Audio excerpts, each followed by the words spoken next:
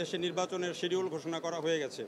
আপনি জানেন যে ৫ আগস্টের যে ঘটনা, তারপরে থানাগুলো লুট হয়েছে, এখনও অনেক অস্ত্র উদ্ধার হয়নি। এই অবস্থাতে বাংলাদেশে যে এবং সব থানাগুলো ফুল ফাংশন না, সেই ক্ষেত্রে নির্বাচনে আমি এইটার বলবো না, আমি এখন বলবো যে দেখেন যে পেঁয়াজের যে দামটা, একদিনে পেঁয়াজের দাম ৩৫ টাকা বেড়ে গেল।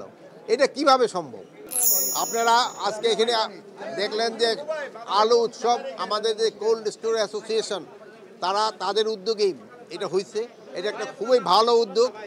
এই উদ্যোগটার সাফল্য আমি কামনা করি এবং আমি আশা করব তারা প্রতি বছর এই উদ্যোগটা যেন নেয়। আপনারা জানেন এই বছর কিন্তু আলুর উৎপাদন অনেক বেশি হওয়ায় কৃষকরা কিন্তু এটার দাম পায় নাই। এখন পর্যন্ত অনেক আলু রয়ে গেছে, বাট তারপরে একটা সুখবর হলো যে নতুন আলুটা আসতে একটু দেরি হচ্ছে। এই জন্য হয়তো আমাদের পুরনো আলুটা কোল্ড স্টোর থেকে বের হয়ে এবং পাবলিক পুরাটা কনজিউম করতে পারবে। আর আমি আরও অনুরোধ করছি ডিসেম্বর পর্যন্ত যেন আমাদের এই কোল্ড স্টোর মালিক অ্যাসোসিয়েশনদের যে তারা যেন কোল্ড স্টোরটা ডিসেম্বর পর্যন্ত 31শে ডিসেম্বর পর্যন্ত খোলা রাখে। এবং এতে যদিও কোল্ড স্টোরের মালিকদের কিছুটা ক্ষতির সম্মুখীন হতে হবে, মানে ওভারঅল ক্ষতি হবে না, বাট ওই 1 মাস রাখলে একটু ইলেকট্রিসিটি বিল বেশি দিতে হবে। কিন্তু বাইরে তারা রাজি হয়েছে, এতে হয়তো কৃষকরা কিছুটা লাভবান হবে।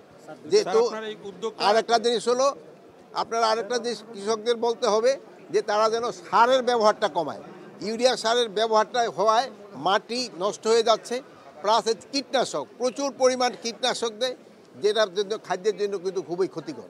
স্যার, একটা বিষয় যে একদিকে আমরা আলু নিয়ে তো আপনি কথা বললেন, কিন্তু এর মধ্যে দেশে নির্বাচনের শিডিউল ঘোষণা করা হয়ে গেছে।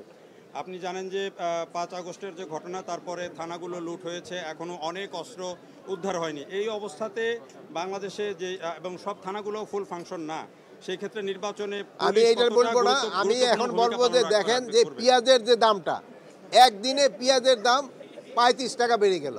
এটা কিভাবে সম্ভব? এটা এই যে ধরেন যে মোবাইলের যুগে এই কার সাথে কিন্তু পেঁয়াজের দাম বেড়ে গেছে। এই জন্য আমাদের এবার হয়তো পেঁয়াজ অত আমদানি করার প্রয়োজনও হতো না। কৃষকরা কিন্তু একটা ভালো পেঁয়াজ উৎপাদন করছে, তারপরে আমাদের আমদানির অনুমতি দেওয়া হচ্ছে। আপনারা এইগুলির দিকে খেয়াল রাখতে হবে।